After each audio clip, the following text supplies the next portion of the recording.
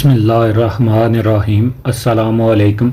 भाई चैनल को सब्सक्राइब भी कर लिया करें, लाइक और शेयर भी कर दिया करें, कमेंट्स भी कर दिया करें, शुक्रिया। चलते हैं कहानी की तरफ। फायरिंग शुरू होते ही रानी, कल्पना और राजी की बीवी पत्थरों की ओट में जा छुपी। राजे का छोटा लड़का बार बार खड़ा होकर हम पर आने वाले फायर की तरफ तीर चला रहा था। मैंने इसे सख्ती से मना किया और किसी महफूज पत्थर के पीछे खामोशी से बैठने के लिए कहा। हम पर शदीद फायर हो रहा था। गोलियों का रुख और फायर की आवाज़ से मालूम होता था कि कम अज़ कम 3 राइफलें हम पर गोलियां बरसा रही थीं। इस वक्त सूरज की रोशनी खासी फैल चुकी थी। मुझे एक ख़तरा ये भी था कि फायर की आवाज़ अगर बांग्लादेशी फ़ौज और पुलिस के किसी करीबी चौकी तक पहुंच गई तो वो भी यहाँ आ जाएंगे। मैं और मेरे साथी गैर कानूनी तौर पर बांग्लादेश में दाखिल हुए थे और हमारे पास पेपर मिल की फौजी चौकी से छीना असला भी था। इनकी आमद से हम बहुत बड़ी मुसीबत में फंस सकते थे। मेरा जिस्म पर बंधा खजाना भी वो गायब करके हमें लंबे अरसे के लिए जेल में डाल सकते थे, बल्कि खुद से हमारा मसनूई मुकाबला दिखाकर हमें यहीं हलाक भी कर सकते थे। मैंने कैसर को इशारे से पीछे और हम दोनों क्रॉलिंग करते हुए हम पर आने वाले फायर से दाएं और बाएं जानिब चले गए। मैं चाहता था कि हमारे बाकाया साथी दुश्मनों को फायरिंग में उलझाए रखें और कैसर और मैं दुश्मनों की नज़र में आए बगैर इनके पीछे पहुंचकर इन पर हमला करें। तकरीबन आधा घंटे तक फायरिंग का तबादला जारी रहा और इस दौरान मैं और कैसर हम पर फायर करने वालों के पीछे पहुंच गए। बड़े पत्थरों के पीछे बैठे 4 आदमी हमारे काफिले पर गोलियां बरसा रहे थे। मेरा और कैसर का नजरी राब्ता कायम था। मैंने इसे इशारे से बताया कि 2 को वो और 2 का मैं शिकार करूंगा। मैंने हाथ के इशारे से जेसीओ को सिग्नल दिया। हम दोनों बैक वक्त खड़े हो गए और अपने अपने टारगेट का निशाना लेकर गोलियां दागी। ये चारों जो बड़े पत्थरों की ओट में खुद को महफूज समझे हुए अपने दाएं बाएं और ताकब में गाफिल थे। गोलियां लगने से उछलने और इनकी राइफलें इनके हाथों से छूट गईं। इन में से 2 तो गोलियां लगते ही हलाक हो गए थे और जिन 2 की कमर और शाने में गोलियां लगी थी वो जख्मी परिंदों की तरह फड़फड़ा रहे थे। मेरे साथियों का फायर अभी तक जारी था। इनकी गोलियों का निशाना बनने से बचने के लिए मैंने पहले दुश्मन की एक राइफल पर सफ़ेद रुमाल बांधकर बुलंद किया और जब फायर थमा तो खुद खड़ा हो गया। साथियों ने मुझे पहचानते ही नारा लगाया। मैंने इशारों और बुलंद आवाज़ से इन्हें कहा कि आप सब बमा असला के यहाँ आ जाएं। जख्मी दुश्मन में से एक बंगाली लहजे में उर्दू बोलते हुए कहने लगा, मैंने सन 71 में पाकिस्तानी फ़ौज से फरार होकर और मुक्ति बानी वालों के साथ मिलकर दर्जनों पाकिस्तानी शहरियों को बेदर्दी से हलाक किया था और इस वक्त हवलदार था और अपनी कारकर्दगी के बायस आज जेसीओ हूँ और कुदरत की सितम ज़रीफ़ी आज एक पाकिस्तानी के हाथों ही मौत के मुंह में पहुँचा हूँ। इस आखिरी वक्त में शायद वो अपने गुनाहों का कफ़ारा अदा करने की कोशिश कर रहा था। दूर से कराते हुए इसने अपनी बात जारी रखी।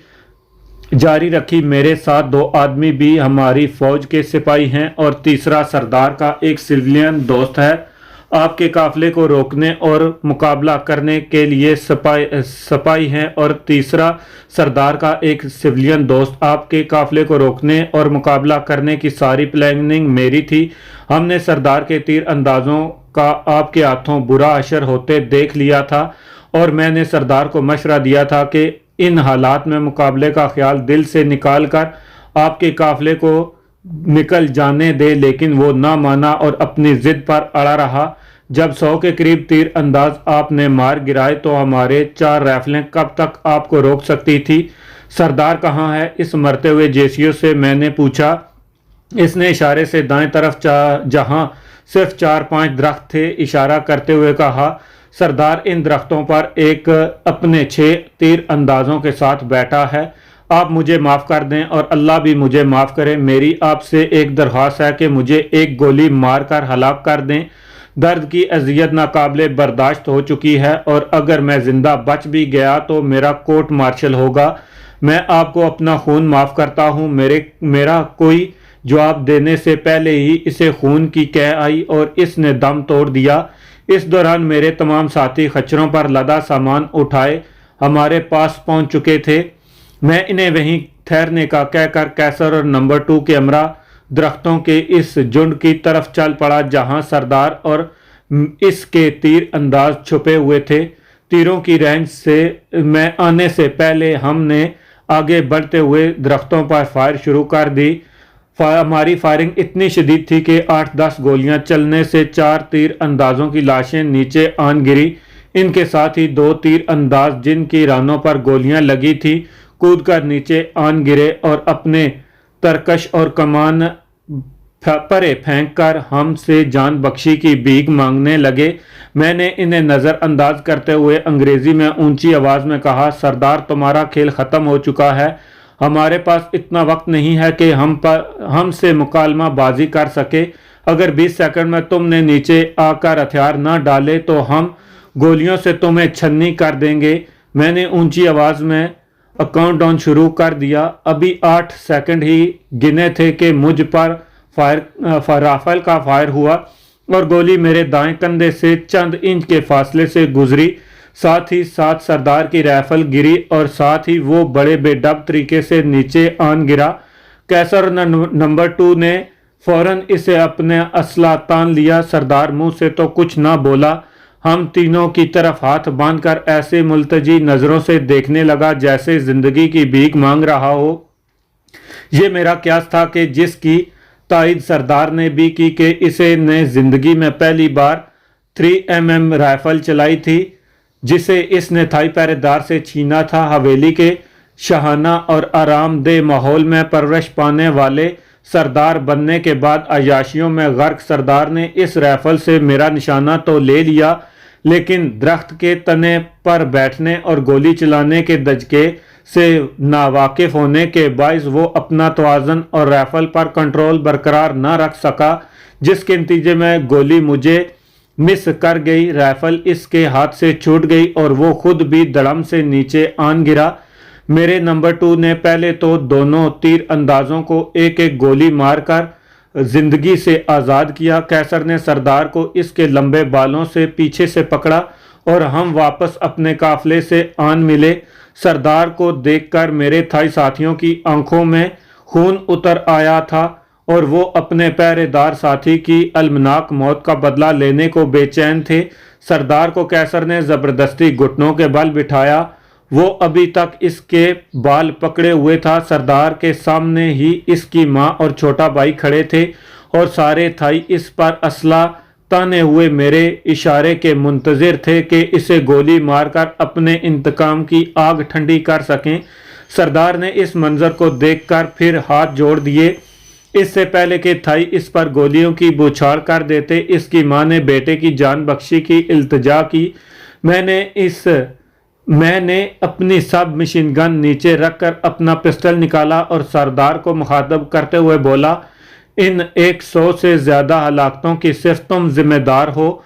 मैं तो यहाँ तुम्हारे राजा बनने का शाही फरमान लेकर और तुम्हारी माँ और भाई को साथ ले जाने आया था, लेकिन तुमने सब कुछ जानते हुए भी हमारी राह में हर तरफ रोड़े अटकाए। तुम इतने बेगैरत हो कि मेरे थाई साथी को हलाक करके अब इसकी हम वतनों के आगे हाथ जोड़े हुए हो। हमारे तो तुमसे कोई रिश्ता या ताल्लुक नहीं था, लेकिन तुम अपनी माँ और भाई को भी बिला वजह हलाक करने के दर पे थे। अपनी बीवी को इस कदर मारा कि वो एक टांग से महरूम हो गई। अपने सरदार बनने के ज़ौम में तुम इंसानियत से इस कदर दूर हो गए कि हमारी साथी और अपनी मेहमान कल्पना को तुमने ज़बरदस्ती अपनी हवस का निशाना बनाया। तुम अक्ल व दानिश से इस कदर आरी हो कि ये तक न समझ सके कि जो लोग सफ़र की सोबतें उठाकर और इंतहाई ख़तरनाक हालात से गुजर कर रंगा माटी तक आए हैं, क्या वो तुम्हारे इशारे पर बिला चूचना अपने अपने सीने खोल कर रख देंगे कि तुम्हारे तीर अंदाजों के तीरों का निशाना बन सकें। मैं तुम्हें हलाक करके अपने साथी की मौत का इंतकाम ले सकता हूं, लेकिन तुम्हारे मरने से मेरा इंतकाम पूरा ना होगा। मैं तुम्हें जिंदा रहने दूंगा, लेकिन इस सूरत में कि अपनी ज़िंदगी के आखिरी लम्हे तक तुम्हें मेरा इंतकाम की याद आती रहेगी اور تم اسے کبھی فراموش نہ کر سکو گے۔ یہ کہتے ہوئے میں نے قیصر کو کہا کہ اسے کھڑا کرو۔ قیصر نے جھٹکے سے اس کے بال کھینچے اور وہ کھڑا ہو گیا۔ میں نے اس کے دائیں گھٹنے کے جوڑ پر 3 فائر کیے اور گولیوں سے اس کی ٹانگ کی ہڈی اور گھٹنے کی چھونی یقیناً چکنا چور ہو گئی ہوگی۔ میں نے تھائیوں کو کہا کہ اپنے ہتھیار نیچے کر لیں۔ سردار درد کے مارے چیخ مار رہا تھا۔ میں نے اسے کہا اگر تم اپنی غیرت ہے تو اپنے خنجر سے خودکشی کر لو، ورنہ اس رستے سے گزرنے والوں کا انتظار کرو، کوئی نہ کوئی بلا مانس تمہیں رنگا ماٹی تک پہنچا دے گا۔ سردار کی ماں اپنے سردار بیٹے سے میری ہونے والی گفتگو سن رہی تھی۔ میں نے قافلے کو آگے بڑھنے کا حکم دیا۔ خچروں پر بندھا سامان میرے سب ساتھیوں نے بانٹ کر اٹھا لیا تھا۔ رانی اور اس کے بیٹے کو بھی اب پیدل ہی ہمارے ساتھ چلنا تھا۔ چلتے وقت رانی یک لخت زخمی سردار بیٹے کی طرف بڑھی اور اس کے منہ پر تھوک دیا۔ یہ سردار کے کرتوتوں کا پھل تھا جو سردار بیٹے کو اپنی رانی ماں سے ملا۔ ہمارا قافلہ روانہ ہوا تو مزید 5 رائفلیں اور امونیشن ہمارے ساتھ تھا جو سردار اور جیسیو اور اس کے ساتھیوں سے ہمیں ملی۔ رات کو 9 بجے ہم دریائی گاؤں میں پہنچے۔ راضی نے گاؤں کے سربراہ کو ہماری آمد کے متعلق بتایا۔ راضی کو میں نے سختی سے منع کر دیا تھا کہ رانی اور بیٹے کی اصلیت سربراہ یعنی کسی اور پر ظاہر نہ کرے، لیکن سربراہ نے رانی کو دیکھتے ہی پہچان لیا اور وہ راجا تری دیو کے دور میں کئی بار رانگا ماٹی کی شاہی تقریبات میں شرکت کر چکا تھا۔ اس نے اپنی اہمیت اور وسائل سے بڑھ کر ہماری میزبانی کی۔ اپنے گھر کے اور ارد گرد بنے کئی مکان اس نے فوری خالی کروائے اور ہمیں ان میں ٹھہرایا۔ رانی، اس کے بیٹے کلپنا اور رضی کی بیوی کو اس نے اپنے گھر میں سب سے آرام دہ کمرے دیے۔ اس کے وہم و گمان میں بھی نہ تھا کہ کبھی چکما قبائل کی رانی اور راجے کا بیٹا اس کے مہمان بنیں گے۔ ہم گزشتہ رات بھر جاگتے رہے تھے اور صبح سے جو کچھ ہمارے ساتھ پیش آیا تھا اور اس کے علاوہ یہاں تک کہ سفر نے ہمیں بالکل نڈال کر دیا تھا۔ کھانا کھا کر ہم جو ہی لمبی تان کر سوئے تو دوسرے روز دوپہر تک سوتے رہے۔ قارئین گرامی، اگر نے جانباز کے گزشتہ اوراق میں ہمارے رانگا ماٹی سے واپسی کے سفر کا آغاز دوران پیش آنے والے واقعات پڑھ چکے ہیں، یہیں پر جانباز کا ایک حصہ ختم ہوا چاہتا ہے، لیکن ہماری مشکلات، دشواریاں، اپنوں کی غداریاں، دشمنوں کی ریشہ دوانیاں اور نادیدہ قوتوں کے اثار میں گر جانے کے واقعات ختم نہیں ہوئے، بلکہ ان میں خاصا اضافہ ہوا ہے۔ ان تمام گزشتہ اور آئندہ پیش آنے والے واقعات کو تحریر کرتے وقت میری ذہنی اور جسمانی حالت پر جتنا دباؤ پڑا ہے اسے میں ہی جانتا ہوں۔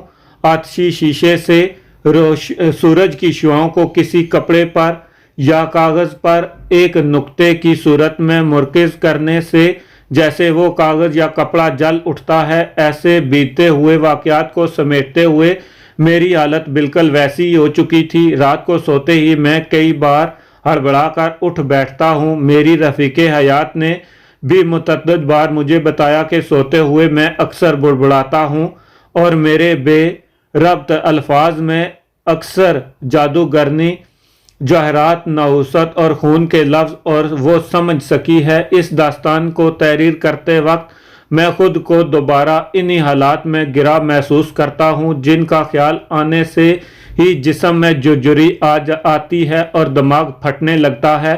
میرا جی چاہتا ہے کہ جانباز کو آگے بڑھانے سے پہلے آپ سے اپنے ملک کے موجودہ حالات کے حوالے سے چند باتیں کر لوں۔ ملک کے موجودہ حالات کو دیکھتے ہوئے کوئی ذی ہوش خاموش نہیں رہ سکتا۔ قیام پاکستان سے لے کر آج تک ہمارے ملک کی عوام اتنی سادہ لوح ہے کہ باعث اپنے حکمرانوں کے ملک و ملت کی بھلائی کے چھوٹے وعدے کے پیچھے چھپ کر وہ عزائم بے خبر ان کو ہر بات پر سر تسلیم خم کرتے ہوئے قربانیوں پر قربانیاں دیتے چلے آئے ہیں۔ امریکہ بہادر نے مسلمانوں کو صفحہ ہستی سے مٹانے کی یہودی عزائم کو پورا کرنے کے لیے دنیا بھر کے مسلمانوں پر عرصہ حیات تنگ کر رکھا ہے۔ وہ مشرقی پاکستان کے تیل اور مالا مال ممالک پر، عراق کے حملے کا خوف بٹھا کر دونوں ہاتھوں سے نہ صرف ان کی دولت لوٹ رہا ہے بلکہ اپنے ناکارہ اور پرانے جنگی جہاز ہتھیار بہت مہنگے داموں انہیں بیچ رہا ہے، بلکہ اسے جھوٹے خوف کو وجہ بنا کر اپنی بری بحری اور فضائی فوج بھی ان ممالک میں تعینات کر رکھی ہے جن کے تمام اخراجات یہ مسلم ممالک برداشت کر رہے ہیں۔ یہ ایک مسلم حقیقت ہے کہ پاکستان ایٹمی قوت بن چکا ہے جس پر تمام مسلم ممالک کو فخر ہے اور غیر مسلم ممالک کو تفتیش ہے۔ دنیا میں بہت سے ممالک ایٹمی ہتھیار بنا چکے ہیں یا بنا رہے ہیں، جن میں امریکہ، روس، چین، برطانیہ، فرانس، اسرائیل، شمالی کوریا اور ایک روسی چنگل سے آزاد شدید ریاستیں وہ بھارت میں شامل ہیں، لیکن پاکستان اور بھارت میں مشترکہ سرحدوں اور مسئلہ کشمیر کے باعث جنگ ہونے اور ایٹمی ہتھیار استعمال کرنے کا خطرہ ہے۔ بھارت فطرتاً ایک ڈرپوک ملک ہے، گیدڑ بپکیاں تو بہت دیتا ہے، لیکن اس میں پاکستان سے اکیلے لڑنے کی جرت نہیں، اس لیے اس نے اسرائیل کو اپنا ہمنوا بنا لیا ہے۔ اسرائیل اپنے وجود کے پہلے دن سے ہی ان ممالک کے خلاف حالت جنگ میں ہے جن کی سرحدیں اس سے ملتی ہیں یا قریب ہے اور یا جنہوں نے اسے تسلیم نہیں کیا ہے۔ اسرائیل بے شک چھوٹا سا ملک صحیح، لیکن اس کا ہر مرد اور عورت جنگی تربیت حاصل کر چکا ہے۔